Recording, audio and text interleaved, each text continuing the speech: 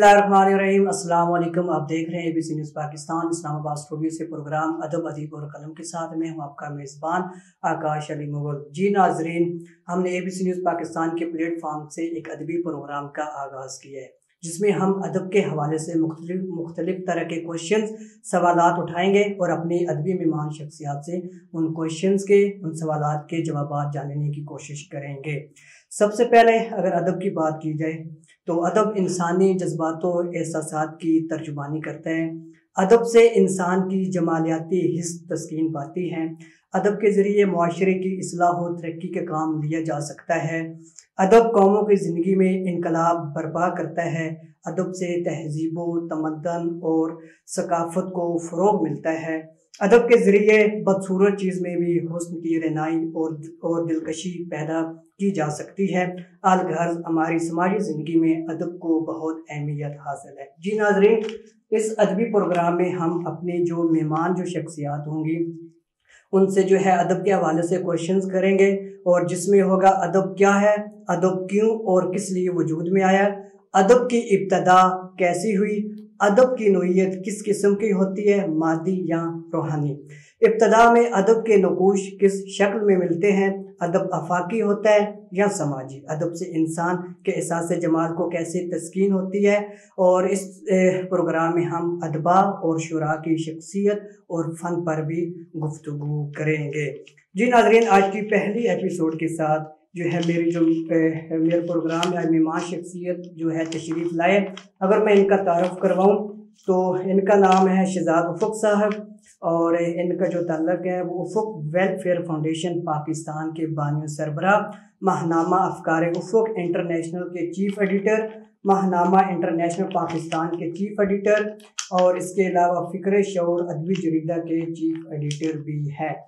और अगर शहजाद उफ़ुक़ की बात की जाए तो इनकी ज़िंदगी पर बेशुमार राइटर्स ने बेशुमार जो है वो कालेम और तबसरे लिखे हैं, जिनमें एक जो है तबसरा मैं आपके सामने जो है वो पढ़ूँगा।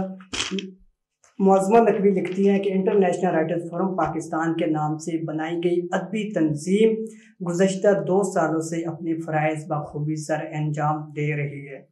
वो मज़ीद लिखती है कि शहजाद उफ़ुक़ ने अपने फोरम के अग़राज़ व मक़ासद में इल्म व अदब को अवलीन तरजीह दी। हर ज़बान व अदब को अपनी लाइब्रेरी के अंदर न सिर्फ जगह दी बल्कि लिखारियों की हौसला अफजाई करते हुए अवार्ड और असनाद का सिलसिला भी जारी रखा। मुमताज़ अहमद, जिनका ताल्लुक़ सरगोदा से है, वो लिखते हैं कि शहजाद उफ़ुक़ एक चमकता अदबी सितारा है। एक बात जिससे सब इत्तफ़ाक़ करेंगे वो ये है कि एक अदबी शख्सियत का जन्मदिन गुरबत में हुआ है और अदब हमेशा गुरबत में ही परवान चढ़ा है। एक सरमायादार बंदे को अदब से दिलचस्पी नहीं होती, उसे सिर्फ दौलत से मोहब्बत होती है, जबकि एक अदीब को किताबों से, अपने लिखे हुए से और अदीबों से जो है वो मोहब्बत होती है। तो इस हवाले से हमारी आज की पहली एपिसोड में जो मेहमान शख्सियत है वो है शहजाद उफ़ुक़ साहब। सर, आपका बहुत बहुत शुक्रिया कि आपने कीमती टाइम दिया और कीमती जो है अपनी मसरूफ़ियात में से टाइम निकाल कर आप जो है हमारे प्रोग्राम का हिस्सा बने। चूँकि आपका ताल्लुक़ अदब से है और एक जो है अदबी तंजीम उसके भी आप बानियों सरबराह भी हैं, तो मेरा जो है आपसे पहला जो क्वेश्चन है ये कि चूँकि आपका ताल्लुक़ इंटरनेशनल राइटर्स फोरम पाकिस्तान से है जो कि अदबी तंजीम है, तो बताइएगा कि इंटरनेशनल राइटर्स फोरम पाकिस्तान के मकासद क्या है। जी, बिस्मिल्लाहिर्रहमानिर्रहीम। मैं सबसे पहले तो शुक्रिया अदा करता हूँ कि आपने नाचीज़ को दावत दी अपने प्रोग्राम में। और इंटरनेशनल राइटर फोरम पाकिस्तान के जो मकासद हैं मैं आपको तफसील के साथ बताना चाहूँगा। इसकी जो बुनियाद थी वो हमने 17 जनवरी 2019 को रखी। एक डिस्ट्रिक्ट लिया के अंदर बैठ के मैंने इसकी बुनियाद रखी थी और उसके बाद आपके सामने इस वक्त इंटरनेशनल लेवल पे ये काम कर रही है। तो इसमें हमने देखा कि पूरे पाकिस्तान में हर ज़ुबान, वो चाहे उर्दू, पंजाबी, सराइकी, पोठवारी, गोजरी या जितनी भी ज़ुबानें हैं हमारे पाकिस्तान की, उनके अंदर लोग बहुत सारे जो हैं इल्म से मोहब्बत करते हैं और किताबें लिख रहे हैं, लेकिन सिवाय चंद लोगों के बाकियों को नज़रअंदाज कर दिया जाता है, तो उनको सामने नहीं लाया जाता। तो इस इदारे बनाने का मकसद यही था कि जो लोग नज़रअंदाज किए जा रहे थे उनको सामने लाना था। और पिछले 2 साल से हमने ऐसे ही बहुत सारे लोगों को सामने लाया, उनको अवार्ड दिया, उनकी हौसला अफजाई की। तो अदब के अंदर सबसे पहली बात भी यही है कि आप दूसरों का एहतराम करें اور ان کے اندر جو بھی اللہ پاک نے صلاحیت دی ہے اس کو تسلیم کریں. تو ہمارے ادارے کے مقاصد بھی یہی تھے کہ ہم نے ان کو سپورٹ کیا اور آگے لے کے آئے. اور اس میں ایک اور دوسری بات میں آپ سے یہ کہنا چاہوں گا کہ اس کے علاوہ بہت سارے ادارے چل رہے ہیں جو ادب کے لیے کام بھی کر رہے ہیں، لیکن ہمارے ادارہ بنانے کے مقاصد کیا تھے؟ پہلے بھی تو چل رہے تھے، یہ بہت سارے لوگ پوچھتے ہیں کہ پہلے بھی ادارے چل رہے تھے لیکن آپ لوگوں نے کیوں بنائے، کیا وجہ تھی؟ تو میں ایک چیز اور بتانا چاہوں گا، بہت سارے اسٹوڈنٹ ہیں، بہت سارے ایسے لوگ ہیں جو لکھنا چاہتے ہیں لیکن کوئی پلیٹ فارم نہیں ہوتا. تو انٹرنیشنل رائٹر فروم پاکستان نے وہ ان کے لیے یہی پیغام دیا اور دیہات سے شہر تک ہر جگہ سے ان کو ایک ساتھ اکٹھا کیا. ہماری جو لکھنے والی ٹیم ہے اس میں پروفیسر بھی ہیں، سنگر بھی ہیں، مسجد امام بھی ہیں، طالب علم بھی ہیں. تو ہر طبقہ اس میں شامل ہے اور ہر زبان سے لوگ اس میں شامل ہیں. میں ایک چھوٹا سا واقعہ آکاش صاحب آپ کو بتانا چاہوں گا. جی جی. تو ایک ہماری سمینہ یاسمین صاحب ہیں، وہ ٹیچر ہیں لیا میں. انہوں نے اپنا ایک آرٹیکل لکھا تو مجھے بڑی حیرت ہوئی. کرونا کا جو شروع کا دور تھا تو انہوں نے کہا کہ میں نے میٹرک میں ایک تحریر لکھی تھی لیکن اس وقت وہ ایم فل کے پیپر دے رہی ہیں. میٹرک میں تحریر لکھی تھی، ایم فل کے پیپر دے رہی ہیں. تو انہوں نے کہا جی میری وہ تحریر جو ہے وہ انٹرنیشنل رائٹر فورم پاکستان کے پلیٹ فارم سے شائع ہوئی. اب یہ دیکھ لیں کہ لوگوں کے پاس لکھا مواد تو پڑا ہے لیکن میٹرک اور ایم فل کے پیپر کہاں تک، وہ کتنا سفر کس طرح طے کیا.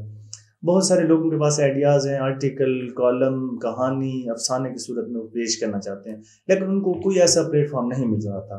تو ہم نے یہ پلیٹ فارم بنایا اور ان لوگوں کی سہولیات کے لیے یہاں پہ کام شروع کیا. اور پاکستان کے اندر بہت سارے جتنے ہمارے صوبے ہیں، بڑے شہر ہیں، کراچی، لاہور، کوئٹہ، پشاور، اسلام آباد، یہاں جتنے بڑے چھوٹے اخبارات ہیں ان کے ساتھ ہم نے رابطہ کیا اور ان کا بھی ہم شکریہ ادا کرتے ہیں کہ انہوں نے ان لوگوں کے لیے جگہ دی لکھنے کے لیے، وہ جو لکھتے تھے ان سب کو. اور اس کے علاوہ اس ادارے میں سب سے اہم بات یہ ہے کہ ہم 1 سال تک کورس کرواتے ہیں. جو لکھنے والے ہیں تو لکھنے والا تو لکھ رہا ہے لیکن اسے نہیں پتا کہ ہم نے کس طرح آگے لکھنا ہے، کہانی لکھنی ہے، اس کا کیا موضوع ہے، کتنی طویل لکھنی ہے، کتنی کم لکھنی ہے، افسانہ لکھنا ہے، ناول لکھنا ہے، یہ بہت ساری چیزیں تھیں. تو ہم نے جن لوگوں سے ریکویسٹ کی وہ یونیورسٹی کے پروفیسر بھی ہیں اور پی ایچ ڈی لوگ ہیں جو کورس کرواتے ہیں، آن لائن کورس کرواتے ہیں. ہم 1 سال کا ان سے کچھ تھوڑی سی فیس ہوتی ہے وہ لیتے ہیں اور 1 سال تک ناول نگاری، افسانہ نگاری، فن خطابت، صحافت اور ایجوکیشن، مطلب جتنے بھی ہوتے ہیں کورس ہوتے ہیں، شاعری کورس ہوتا ہے، تعمیری ادب پروگرام کے نام سے ہم نے ایک پروگرام بنایا ہوا ہے، وہ کورس کرواتے ہیں. سال بعد ان کو ایک سند دی جاتی ہے. اور اس کے علاوہ یعنی کہ آپ آن لائن کورسز کے ساتھ ساتھ جو ہے ورک شاپ کا بھی؟ ہاں، ورک شاپ وہ دیکھیں ہم اسلام آباد میں، اب تو انشاءاللہ دوسرے شہروں میں بھی ہم نے شروع کیا ہے.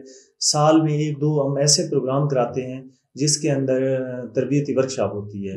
اس میں بڑے بڑے ہم ان کو بلاتے ہیں جو مطلب اس میں تربیت کرتے ہیں، لکھنے کا طریقہ، سماج کے اندر، ادب کے اندر رہنے کا طریقہ.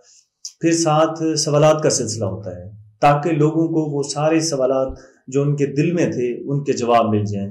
تو ہم اپنی طرف سے پوری کوشش کر رہے ہیں کہ ادب کے اندر یہ اپنا مکمل کردار ادا کر سکیں. اچھا سر، یہ جو کوشچن تھا تو یہ تو تھا انٹرنیشنل رائٹرز فورم پاکستان کے مقاصد کے حوالے سے، چونکہ آپ کا تعلق افق ویلفیئر فاؤنڈیشن سے بھی ہے. جی جی. تو اس حوالے سے بتائیے گا کہ اس کے مقاصد کیا ہیں اور جو آپ نے جو ہے افق ویلفیئر فاؤنڈیشن سے جتنے بھی کام کروایا، کیا اس کا سارا ریکارڈ آپ کے پاس سیو ہے؟ ہاں جی بالکل ہے. دیکھیں میں نے 1 سال میں یہ میں نے آپ سے بتایا کہ انٹرنیشنل رائٹر فورم پاکستان کی جو بنیاد تھی 17 جنوری 2019 کو رکھی. تو افق ویلفیئر فاؤنڈیشن پاکستان کی جو بنیاد تھی وہ 2020 کو رکھی، وہ بھی 17 جنوری کو تھی.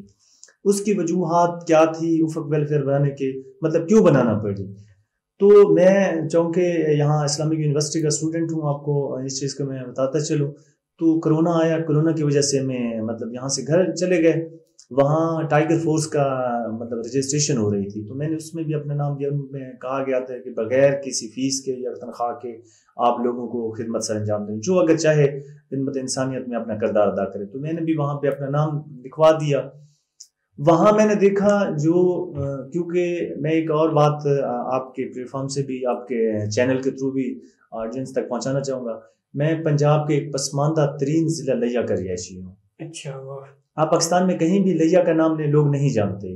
ہمارے پاس یونیورسٹیاں نہیں ہیں، اسکول نہیں ہیں، غربت اتنی ہے کہ میں آپ کو بتا نہیں سکتا. اور جب ہم ٹائیگر فورس کے اندر کام کر رہے تھے تو وہاں میں نے دیکھا لوگوں کے پاس کھانے کو کچھ نہیں تھا، اسکول نہیں تھے ہمارے، مطلب اب دیکھیں 3500 آبادی ہو، اس گاؤں میں اسکول نہ ہو، تو وہاں کے لوگ کس طرح اسے بتائیں گے کہ آئین پاکستان کیا ہے، انسانیت کیا ہے، ادب کیا ہے، سمجھا سکیں گے؟ تو میرے حساب سے نہیں سمجھ۔ تو جب میں نے یہ حالات دیکھی، اس میں دیکھتے رہے غربت کے علاوہ جو پیسے آ رہے تھے گورنمنٹ کی جانب سے وہ غریب تک ان کا حق نہیں پہنچ رہا تھا، تب میں نے وہ ساری چیزیں دیکھیں اور میں نے فیصلہ کیا کہ میں ویلفیئر کی بنیاد رکھوں گا۔ تب میں نے افق ویلفیئر فاؤنڈیشن پاکستان کی بنیاد رکھی، اور اس کے بعد ہم نے ماہ رمضان کے اندر راشن تقسیم کیے جہاں جہاں میں معلوم تھا، وہ لیا کے اندر، اور ہم نے 7 علماء کرام کی ایک ٹیم بنائی تھی۔ علماء کرام نے کہا تھا کہ جو راشن تقسیم کرنا ہے وہ آپ نے مغرب سے عشاء کے درمیان تقسیم کرنا ہے، تاکہ جس بھی شخص کو دینا انسانیت کی تذلیل نہ ہو۔ تو ہم نے پس پردہ کسی بھی شخص کو نہیں، وہ خود بھی شاید نہیں جانتے کہ ہم نے کن کو راشن وہ کون دے کر گیا ہے۔ ہم مغرب کے بعد جاتے تھے، ان کا دروازہ کھٹکھٹاتے تھے، وہ باہر نکلتے، ہم ان کو راشن کا پیکٹ دے کے چلے جاتے تھے۔ تو یہ کیا۔ اس کے بعد ہم نے دیکھا اسکولوں میں مطلب بہت سارے مسائل تھے، وردیاں نہیں تھی، بستے نہیں تھے، تو اس طرح کے بہت سارے۔ تو پھر ہم نے ایک وہ لانچ کیا اس کو، ہمارے مقاصد ہمارا منشور، معاشرے کا ہر فرد باشعور، یہ ہمارا ٹائٹل تھا افق ویلفیئر فاؤنڈیشن پاکستان کا۔ تو ہم نے پھر بیگ بنوائے، تو بیگ بھی تقسیم کیے۔ تو اس لحاظ سے جہاں جہاں ہم سے ممکن ہو رہا ہے افق ویلفیئر فاؤنڈیشن پاکستان کو تو ہم کر رہے ہیں۔ ایک بات میں آکاش آپ کو یہ بتانا چاہوں گا، دیکھیں میں ابھی چند دن پہلے اپنے ڈسٹرکٹ میں واپس گیا تھا، یہاں اسلام آباد سے، تو میرے گاؤں میں 3500 آبادی ہے، یہ صرف میں اپنے گاؤں کی بات کر رہا ہوں، تو باقی تو اب لیا میں دیکھیں کیا حالات ہوں گے۔ تو 3500 آبادی ہے ہمارے گاؤں میں، لڑکیوں کے لیے اسکول نہیں ہے۔ اب جو بچیاں تعلیم حاصل نہیں کر رہی تو معاشرے میں کیا تبدیلی آئے گی، معاشرہ کیا کرے گا؟ تو وہ جہالت کی نظر ہو جائے گا۔ تو میں نے پوری کوشش کی پچھلے 10 سالوں میں، جب میں میٹرک میں پڑھتا تھا وہاں سے اب تک، کہ گورنمنٹ اس کے اوپر کوئی ایکشن لے، اسکول بنائے، ہم نے درخواستیں دی، سب کچھ کیا، کچھ بھی نہیں ہوا۔ آخر تھک ہار کے میں نے اس بار میرے نام پہ صرف کل سرمایہ 2 کنال رقبہ تھا، میں نے وہ افق ویلفیئر فاؤنڈیشن پاکستان کو ڈونیٹ کر دیا لڑکیوں کے اسکول کے لیے۔ پھر وہ اپلیکیشن میں نے ڈی سی او صاحب کو دی، ڈی سی او لیا کو، تو انہوں نے کہا کہ یہ کیسے ممکن ہے کہ آپ کے گاؤں میں اسکول نہیں ہے، لڑکیوں کا اسکول ہی نہیں ہے۔ میں نے کہا سر یہی تو مسئلہ ہے۔ پھر انہوں نے ایجوکیشن ڈپارٹمنٹ کو یہ درخواست جو تھی ہماری وہ فارورڈ کی، تو وہاں سے اب دیکھیں آگے چلی گئی ہے، اب اللہ پاک خیر کرے۔ اچھا سر، چونکہ آپ کا انٹرنیشنل رائٹرز فورم پاکستان سے تعلق ہے، اس کے آپ بانی سربراہ بھی ہیں، اور یہ ایک ادبی تنظیم بھی ہے، پلیٹ فارم ہے، تو آپ کے پلیٹ فارم سے سالانہ ایوارڈ شو کی تقریب کا انعقاد بھی کیا جاتا ہے، اس میں ادب، سماج، انسانیت جو ایوارڈ دیا جاتا ہے، اس حوالے سے ہمارے ناظرین سے شیئر کیجیے گا۔ ہاں جی آکاش، اس کے لیے میں ضرور تفصیلی جو بھی گفتگو ہے وہ کروں گا، تاکہ ہمارے سننے والوں کو بھی آپ کے پلیٹ فارم سے پتہ چل جائے، ABC نیوز سے۔ تو پہلے ہمارا جو ادارہ کام کر رہا تھا پچھلے 2 سال سے ادب، ادیب اور قلم کے نام سے، جی، جو کہ آپ کا پروگرام بھی ہے، پروگرام کا نام بھی ہے۔ تو ادب، ادیب اور قلم کے ہم جو کر رہے تھے، اس میں ہم صرف رائٹرز جو لکھنے والے تھے، لکھاری تھے، ان کو ایوارڈ دیتے تھے، مطلب جو کتابیں تھیں۔ لیکن یہ تھا ہمارا شروع سے ہی جو مطلب منشور تھا، وہ صرف اردو کتب کے حوالے سے نہیں تھا، بلکہ ہر زبان کی کتاب شامل تھی۔ وہ پشتو بھی تھی، وہ بلوچی بھی تھی، وہ سرائکی بھی تھی، وہ پنجابی بھی تھی، وہ پٹواری بھی تھی، اور اس میں بھی سارے افسانہ، ناول، قرآن پاک کے تراجم جو ہوئے ان کو بھی ہم نے ایوارڈ دیے ہیں۔ تو اس طرح، لیکن اب ہم نے ادب، ادیب اور قلم کی بجائے ادب، سماج، انسانیت کو ترجیح دی۔ تو یہ جو آپ کا سوال بھی ہے، تو یہ وجوہات یہ ہے کہ پاکستان کے اندر ادب کے علاوہ سماج میں بھی لوگ خدمت سر انجام دے رہے ہیں۔ آپ نے دیکھا ہوگا آپ کے علاقے میں کوئی ویلفیئر ہوگی کام کر رہی ہے، ہر ڈسٹرکٹ میں کام کر رہی ہے، کیونکہ ہم خود ویلفیئر چلا رہے تھے تو ہمیں پتہ چلا کہ کتنے لوگ ہیں جو بے لوث خدمت انسانیت کر رہے ہیں، تو وہ اپنا سب کچھ تن من اس کے اوپر وار دیتے ہیں۔ اس کے علاوہ پھر ہم نے ادب، سماج، انسانیت کی جو بنیاد رکھی، اس کے اوپر ہم نے دیکھا معاشرے کے اندر سیاستدان ہیں جو بہت اچھے ہیں، خدمت کرتے ہیں لوگوں کی، تو ان کو بھی ایوارڈ دینے چاہیے۔ پروفیسر ہیں یونیورسٹیوں میں بیٹھے ہیں، جو صرف آپ ان کا نام سنتے ہیں لیکن یہ نہیں پتہ وہ کس طرح وہ یونیورسٹیوں کے اندر لوگوں سے یا اپنی فیس جو ہوتی ہے، ان کی تنخواہ ہوتی ہے، اس سے پیسے نکال کے غریب یتیم جو بچے پڑھتے ان کو پیسے دیتے ہیں۔ تو اس حساب سے ہم نے ان کو بھی ان کے مطلب کے لیے ایوارڈ کے لیے اس کے علاوہ مصور، خطاط، یہ جتنے طبقے ہیں معاشرے کے اندر جو سماجی کارکن، سب کو ہم نے ایوارڈ کے لیے نامزد کیا۔ اس کے علاوہ آپ نے ابھی ہمارا جو 25 دسمبر کو پروگرام تھا، جس کو یہاں کے لوگ یا کالم نگار تاریخی پروگرام کہہ رہے ہیں، اس کے اندر ہم نے مظفر گڑھ سے ایک فرد تھا، اس کو یہاں بلایا ایوارڈ کے لیے۔ انہوں نے ہم سے پوچھا کہ یہ ایوارڈ مجھے کس لیے دیا جا رہا ہے۔ وہ بالکل دیہاتی آدمی ہے، وہ نہیں جانتے یہ ایوارڈ کیا ہوتا ہے کچھ بھی۔ تو ہم نے کہا سر جب آپ اسلام آباد آئیں گے تو پھر ہم آپ کو بتائیں گے۔ وہ یہاں پہ آگے جب سٹیج پہ بلایا تو میں نے پھر ان کو بتایا، اور جتنی عوام وہاں پہ موجود تھی ان کو بھی بتایا کہ کس لیے بلایا۔ تو میں اس گاؤں میں گیا، 537 چک ہے ان کا، ایک مسجد ہے، ایک مسلک ہے۔ وہاں پہ جتنے بھی لوگ ہیں، وہ چاہے وہاں پہ کوئی درزی ہے، چاہے وہاں پہ کوئی گاڑی چلاتا ہے، وہ کوئی بھی کچھ بھی کر رہا ہے، تو وہ سارے لوگ حافظ قرآن ہیں۔ وہ دیکھیں اس شخص کو کسی نے نہیں آج تک بلایا۔ تو ہم نے جب سٹیج پہ بلایا، وہاں پہ جتنی عوام تھی اس کے استقبال کے لیے کھڑی ہو۔ تو دیکھیں اس سے بہتر کیا ہے کہ اس شخص کو بلانا اور ایسے لوگوں کو بلانا جو حقیقی حقدار ہیں لیکن ان کو نظر انداز کیا گیا۔ اچھا شہزاد صاحب، آپ کی جو ادبی تنظیم ہے انٹرنیشنل رائٹر فورم پاکستان، اور ابھی بھی موجودہ جو ہے اور بھی جو ادبی تنظیمیں ہیں وہ اس حوالے سے اپنی جو ہے کنٹریبیوشن کر رہی ہیں جی۔ تو آپ کی جو تنظیم ہے، جو آپ نے یہ ادبی حوالے سے یہ قدم کیسے اٹھایا ہے؟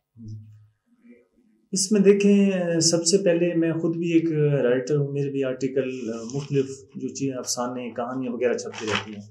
تو میں نے ایک ادارہ تھا، میں نے ریکویسٹ کی تھی کہ سر میں آپ کے ادارے میں لکھنا چاہتا ہوں، تو مجھے اس میں جگہ دیں۔ تو انہوں نے مجھے فیس، ہاں دیکھیں فیس ضروری ہے، کیونکہ کوئی بھی ادارہ جب کام کر رہا ہے تو فیس لازمی ہے کہ وہ کام کر سکے، آپ کو اپریشیٹ کر سکے، یا مختلف اخبارات کے ساتھ منسلک ہونا۔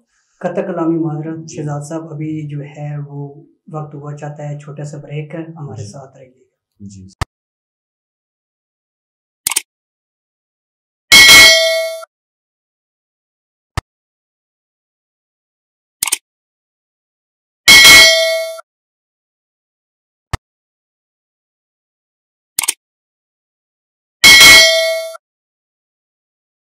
ویلکم بیک جی ناظرین، بریک پر جانے سے پہلے ہم بات کر رہے تھے انٹرنیشنل رائٹرز فورم پاکستان ادبی تنظیم نے دوسری ادبی تنظیموں کے ہونے کے باوجود اتنا بڑا قدم کیسے اٹھایا ادبی حوالے سے۔ جی شہزاد صاحب۔ ہاں جی، یہ پہلے ہم بات کر رہے تھے، تو میں آپ کو اس کی بھی جو تفصیل ہے بتانا چاہوں گا۔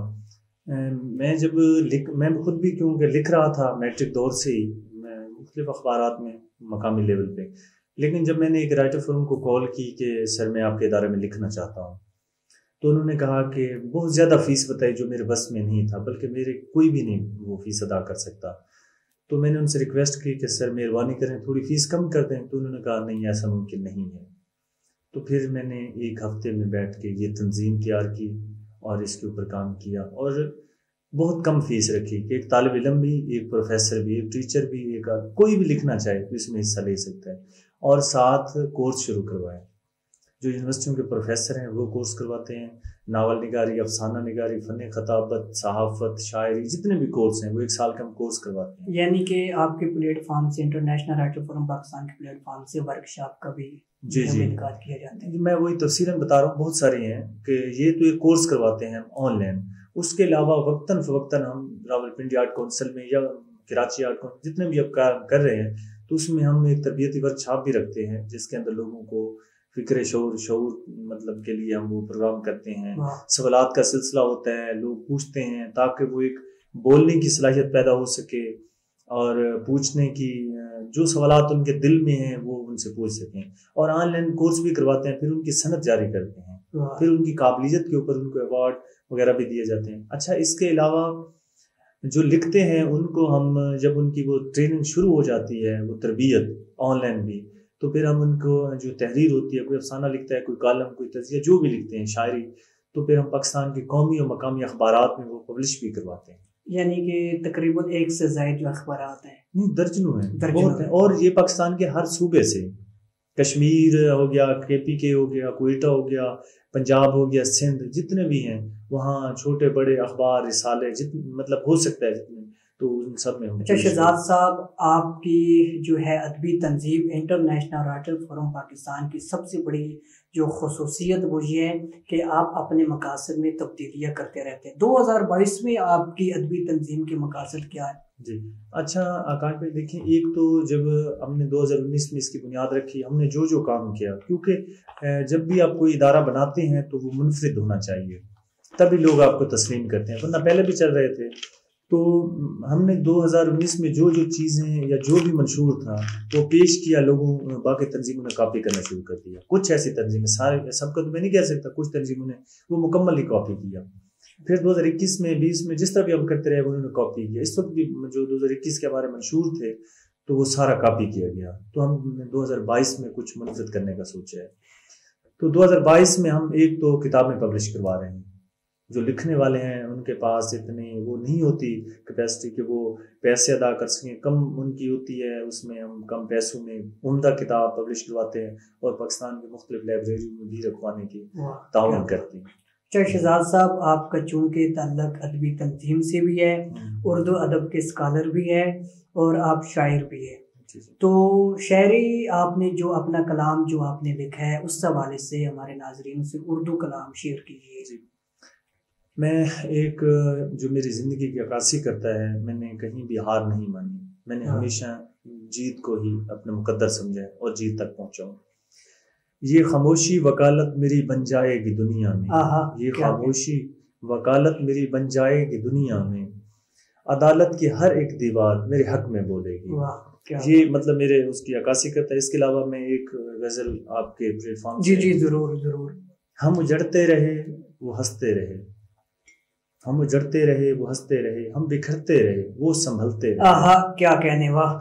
ہجرتوں میں گزرتی رہی زندگی، زیست کٹتی رہی، گھر بدلتے رہے. کیا بات ہے. دشت نے ہم پہ ڈھائے ستم بے شمار، دشت نے ہم پہ ڈھائے ستم بے شمار، زخم کھاتے رہے پھر بھی چلتے رہے.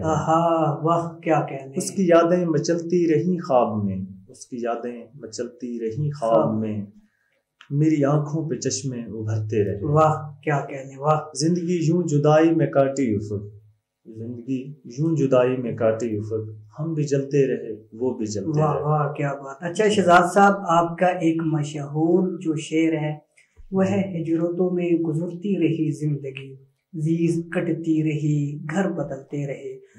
اس شعر کا اگر پس منظر میں بیان کروں یا اس شعر کی جو ہے افادیت اہمیت بیان کروں تو اس شعر پر بے شمار رائٹرز نے آپ کی زندگی پر بے شمار تبصرے لکھے ہیں.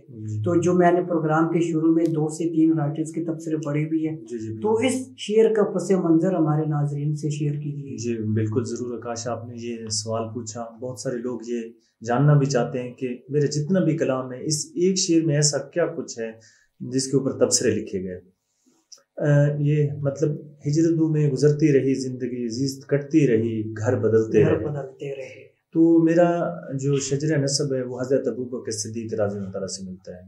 میرے آبا و اجداد جو تھے وہ محمد بن قاسم کے ساتھ جب برصغیر میں آئے تو ان کے ساتھ تھے، ساتھی تھے، اور سندھ میں آئے، سندھ کے بعد پھر پنجاب میں، تو پھر اس طرح پورے پاکستان میں پھیل گئے.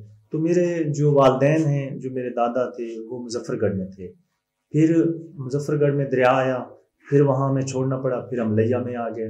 یہاں میرے بھی جو پیدائش ہے وہ لیا کی ہے. تو ہجرتوں میں گزرتی رہی زندگی، تو آپ خود دیکھ سکتے ہیں کہ ہم عرب سے کس طرح سندھ میں، سندھ سے پھر کس طرح پنجاب میں، مظفر گڑھ میں. تو یہ وہ سفر ہے جس کے اوپر لوگوں نے لکھا، اور اسی شعر کو، اسی پس منظر کو، حقیقت جو ہے اس کو دیکھ کر اس کے اوپر آرٹیکل یا میرے اوپر مضمون لکھے. تو اس کی یہ ہے. اچھا شہزاد صاحب، آپ کے بارے میں یہ بھی کہا جاتا ہے کہ جب آپ نے انٹرنیشنل اسلامک یونیورسٹی اسلام آباد میں ایڈمیشن لیا، داخلہ لیا، تو آپ کی زندگی میں ایک ایسا بھی جو ہے وہ وقت آیا تھا کہ ہاسٹل لائف کے لیے یا ہاسٹل کے لیے آپ کے پاس فیس ادا کرنے کے لیے پیسے نہیں تھے. تو اس حوالے سے پھر جو ہے آپ کے پاس پیسے تک نہیں تھے، پھر آپ نے ایک انٹرنیشنل رائٹرز فورم پاکستان جیسا بہت بڑا ادبی پلیٹ فارم آپ نے بنایا ہے. تو اس حوالے سے جو ہے کچھ پس منظر بیان کیجیے. جی بالکل، یہ میں ضرور بتانا چاہوں گا تمام سننے والوں کو، اور آکاش آپ کو بھی، آپ نے سوال کیا. بالکل بالکل، میں جب آیا تھا اسلامک یونیورسٹی میں، میں نے ایڈمیشن لیا تھا BS اردو ادب میں. تو جو شروع میں جب میرا ایڈمیشن ہو گیا تو میری جیب میں پیسے نہیں تھے. تب میں نے 1 ماہ ایک بیکری پہ کام کیا، 12 گھنٹے ڈیوٹی کرتا تھا.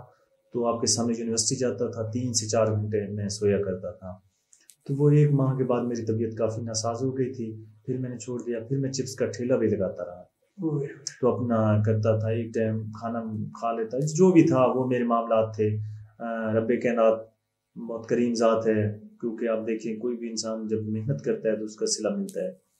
تو میری یونیورسٹی کے، میں یہ بھی لازمی بتانا چاہوں گا، میری یونیورسٹی کے پروفیسر، کچھ جو دوست احباب تھے، انہوں نے بھی ہر ممکن کوشش کی مجھے میرا ساتھ دینے کی، لیکن میں نہیں چاہتا تھا کہ وہ میرے ساتھ دیں. ایک پروفیسر ایسے بھی تھے میری یونیورسٹی میں ہیں، اللہ ان کو لمبی زندگی دے جی. انہوں نے کہا کہ جی بالکل، تو انہوں نے کہا کہ بیٹا آپ مجھ سے پیسے لے لیا کریں، آپ ہاسٹل میں رہیں اور اپنی تعلیم پہ توجہ دیں. لیکن میں دیکھیں 1 ماہ کا مسئلہ ہوتا تو میں شاید ان سے لے لیتا، لیکن 4 سال میں نے لگانے تھے. اور مجھے یہ چیز گوارا نہیں تھی کہ 4 سال میں کسی سے پیسے لے کے، وہ چاہے میرے اساتذہ تھے، قابل احترام ہیں، میں ان سے لیتا، تو میں یہ نہیں چاہتا. پھر میں نے 7 چپس کا ٹھیلا لگایا اور محنت بھی کرتا رہا. تو پھر میری اسکالرشپ لگ گئی. تو وزیر اعظم نے مجھے بلایا بھی صحیح، جو ڈاکومنٹری بنی تھی اس کے اندر جب میں نے کہا تھا، باقی سب جو دوست احباب تھے، جو جتنی ٹیم تھی پاکستان میں ڈاکومنٹری کے اندر، تو ان سب نے کہا جی ہم وزیر اعظم کا شکریہ ادا کرتے ہیں. لیکن میں نے کہا نہیں، میں شکریہ ادا نہیں کرتا. یہ اسکالرشپ میرے اوپر ایک قرض ہے، جو غریب یتیم بچوں کے لیے میں اسکول بنا کے وہاں یہ قرض اتاروں گا. اور آپ نے دیکھا ویلفیئر بنانے کے مقاصد سے جو کچھ میں نے عہد کیا تھا وزیر اعظم پاکستان سے، وہ میں پورے کرنے کی کوشش کر رہا ہوں. تو یہ سفر اس طرح کرتا ہوں. اور ایک بات اور کہنا چاہوں گا میں، یہ بالکل جب بھی آپ پہ مشکل وقت آتے ہیں تو اس کا سامنا کرنا چاہیے. قرآن پاک میں ہر مشکل کے بعد آسانی ہے. سورۃ الم نشرہ کا آپ ترجمہ پڑھیں، فَإِنَّ مَعَ الْعُسْرِ يُسْرًا، تو اس کا مطلب یہی ہے کہ ہر مشکل کے بعد آسانی ہے. تو میرا اس کے اوپر یقین تھا تو مشکل وقت ختم. اچھا شہزاد صاحب، آپ کی جو کتاب ہے سوچ بدلے زندگی بدلے وہ بھی آ رہی ہے جی، تو اس کتاب میں ایسی کیا خصوصیت ہے جو ہے ادب میں اس کی اہمیت اور افادیت بہت زیادہ ہوگی، وہ بھی ہمارے ناظرین سے شیئر کیجیے. بالکل، میں نے جی آکاش میں نے بہت ساری کتابیں لکھی ہیں جو اس وقت زیر اشاعت ہیں، لیکن سب سے زیادہ جو میری محنت ہوئی ہے وہ کتاب سوچ بدلیں زندگی بدلنے کی ہوئی ہے. اس کی وجہ یہ ہے کہ میں 1 سال تک میرے حالات، میرے اوپر کچھ رب کائنات کی طرف سے کچھ عوام، مطلب کہ اس کی مخلوق کی وجہ سے میرے اوپر حالات ایسے ہے کہ میں گھر میں بند ہو گیا. میں ایک گھر میں 1 سال تک بیٹھا رہا، میں 4 دیواری سے باہر نہیں نکلا. تو میں یا میری جگہ پہ کوئی بھی ہوتا وہ اس وقت خودکشی کر لیتا. لیکن میں نے حالات کا مقابلہ کیا، میں نے قرآن پاک کا مطالعہ کیا، میں نے حدیث مبارکہ پڑھی، حضرت علی رحمۃ اللہ کے اقوال ذریعہ پڑھے، شیخ سعدی رحمۃ اللہ علیہ، مطلب جتنے بھی تھے یہ ان سب کو پڑھا. تو اس وقت مجھے یہ چیز سمجھ آئی کہ کس طرح میں نے یہ سفر طے کرنا ہے. تب میں نے وہ سارا کچھ طے کیا. اور کامیابی کے بارے میں آپ کو میں یہ بتانا چاہوں گا کہ محنت ہم سب کرتے ہیں، کوئی بھی نہیں ہے جو گھر بیٹھ کے کہہ رہا ہو کہ مجھے کامیابی مل جائے. یہ ویسے باتیں ہوتی ہیں، محنت ہم سب کر رہے ہوتے ہیں. لیکن ہماری ناکامی کی جو سب سے بڑی وجہ ہے، یہ میں اس کے بارے کتاب کے حوالے سے بتانا چاہوں گا. میری وہ کتاب کے حوالے ذریعے پر مشتمل ہے. ہم ناکام اس لیے نہیں ہوتے کہ ہم محنت نہیں کرتے، بلکہ ہم ناکام اس لیے ہو جاتے ہیں کہ ہم اونچائی تک جانے کے لیے دوسروں کو نیچا دکھانا شروع کر دیتے ہیں. تو یہ ہماری ضلالت، ہماری رسوائی، ہماری ناکامی کی وجہ ہوتی ہے. کامیابی تو آپ کو مل جاتے ہیں، رب کائنات نے وعدہ کیا ہے کہ آپ محنت کرو، میں اس محنت کا آپ کو پھل دوں گا. اچھا افق صاحب، آپ کے مضامین، آپ کے آرٹیکل جو ہے وہ بے شمار اخبارات میں شائع ہوتے رہتے ہیں، تو کون سا ایسا آرٹیکل جو آپ کا سب سے زیادہ مشہور ہوا ہے، جسے جو ہے ہم کہہ سکتے ہیں کہ جس سے آپ کو ایک مقام ملا ہے؟ جی بالکل، میں نے بہت سارے کالم لکھے. میں آخر کس کا پاکستان ہوں، یہ تیرا پاکستان ہے یا میرا پاکستان ہے، آخر کیوں یہ پاکستان بنایا تھا، اس طرح کے تھے. کاش ہم ایک ہوتے، جو ہمارے ترانے ہیں اس کے اوپر میں نے یہ لکھے. اس میں ایک ایسا آرٹیکل تھا جس کو پاکستان، انڈیا، لندن اور جہاں جہاں اردو نیوز پیپر اشاعت ہو رہے تھے، آن لائن تھے یا ہارڈ کاپی میں یا ویب پر، تو ان سب نے اس کو مطلب کہ پبلش کیا. اس کالم کا نام تھا جی مسلمان زوال پذیر کیوں. تو اس کے اندر میں نے یہی بتانے کی کوشش کی کہ آج ہم ذلیل کیوں ہو رہے ہیں. جو دنیا کی عظیم قوم تھی آج دنیا بھر میں رسوا ذلیل کیوں ہو رہی ہے. تو اس کی یہی وجہ تھی کہ جب محمد بن قاسم ہے تو برصغیر میں، اور طارق بن زیاد جنہوں نے اسپین فتح کیا، تو اس کے بعد وہاں پہ جو مسلمان تھے وہ عروج کو جا رہے تھے. علامہ اقبال کا ایک شعر بھی ہے جو ستاروں پہ ڈالتے ہیں کمل. تو اسی حوالے سے جب جو ہمارے مسلمانوں کے جو دشمن تھے یہود و نصارا، جو نہیں چاہتے تھے کہ مسلمان اس طرح ترقی کریں، انہوں نے مسلمانوں کا حلیہ، لباس اور جو شکل و صورت تھی وہ اپنا لی اور ان کے اندر گھس گئے، اور مسلمانوں کو یہ بتانا شروع کر دیا کہ جو مسلمان ہے قرآن پاک کو بغیر سمجھے پڑھ سکتا ہے تو آپ کو ثواب ملے گا. آپ ایک نماز پڑھتے آپ کو 27 نمازوں کا ثواب ملے گا. سبحان اللہ کہہ دیا آپ کو 27 بار کا ثواب مل جائے گا. تو جیسے ہی مسلمان اپنی حقیقت سے دور ہوئے، یا آپ دیکھ لیں کہ انہوں نے قرآن پاک کو سمجھنا چھوڑ دیا، تب ذلیل ہوئے. تب جب انہوں نے اس کے اندر یہ چیزیں شروع کی تو مسلمان ایسا ایسا دور ہونا شروع ہو گئے. اور ایسا بھی وقت آیا کہ مسلمانوں کو وہاں سے دھکے مار کے نکالا گیا. وہاں جو لائبریریاں تھیں وہ ضبط کر لی گئیں. تو مسلمان، یہ بڑا المیہ نہیں تھا، اس سے بڑا المیہ اور ہے آکاش. وہاں سے جب وہ سائنسدان نکلے، انہوں نے برصغیر کا رخ کیا، تو یہاں پہ جو ہمارے مسلمان حکمران تھے جنہوں نے 800 سال یہاں حکمرانی کی، اب ان کے حالات دیکھیے. یہاں پہ بھی 3 نظام چل رہے تھے. ایک بادشاہ تھی جن کو بادشاہی کے علاوہ کوئی سروکار نہیں تھا عوام سے. دوسرا یہ پیر مریدی والا سسٹم تھا جنہوں نے تباہ کیا عوام کو. تیسرا مولویت تھا. جب یہاں پہ وہ پہنچے تو انہوں نے استقبال کرنے کی بجائے ان کو رسوا و ذلیل کیا، ان کو دھکے مار کے یہاں سے نکال دیا. پھر یہاں سے جب وہ نکلے تو انہوں نے یورپ کا رخ کیا، کیونکہ وہ سائنسدان تھے، وہ تو دنیا کچھ دینا چاہتے تھے، وہ مسلمان تھے. لیکن جب وہ یورپ کے اندر گئے تو یورپ والوں نے انہیں ویلکم کیا. ان کا جتنا ان کے پاس علم تھا عربی اور فارسی میں، انہوں نے اسے انگریزی میں ٹرانسلیٹ کیا، اور وہاں پہ لائبریریاں لیبارٹریاں بنا دی، وہ سب کچھ بنا دیا جو ضرورت تھا. پھر آج دیکھ لیں وہی علم جو ہمارے پاس تھا وہ ان کے پاس ہے، یورپ والوں کے پاس. وہ علم ہمارا ہی ہے، لیکن ہمارے جو بڑے اس وقت کے حکمران تھے یا مولویت یہ سسٹم تھے، انہوں نے انہیں تباہ کیا. آج ہم دنیا میں رسوا و ذلیل ہو رہے ہیں اور وہ آج آسمان کو چھو رہے ہیں. تو یہ بڑی سب سے شہزاد افق صاحب، آپ نے اردو کے ساتھ ساتھ سرائکی زبان میں بھی آپ نے شاعری کی ہے. جی، تو 2 سے 3 اشعار جو ہے وہ سرائکی زبان میں جو ہے وہ آپ سنا دیجیے، جو سب سے زیادہ آپ کے ہٹ ہوئے. جی، میں رومانویت سے زیادہ حقیقت پر لکھنا پسند کرتا ہوں تاکہ کسی کو فائدہ بھی ہو. تو یہ ایک سرائکی کا دوڑا ہے جو میں آپ کو آپ کے پلیٹ فارم سے سنا چاہوں. ضرور. اسا مسلم ہیں پر مسلم نہیں، اسا مسلم ہیں پر مسلم نہیں، کیڑی نال اسلام وفا کی تھی. اسا مسلم ہیں پر مسلم نہیں، کیڑی نال اسلام وفا کی تھی. ہک کلمہ پڑھ کے خوش ایسے، باقی ہر سنت قضا کی تھی. رکھ سنتا فرض ہک پاسے، دل اپنے دی منشا کی تھی.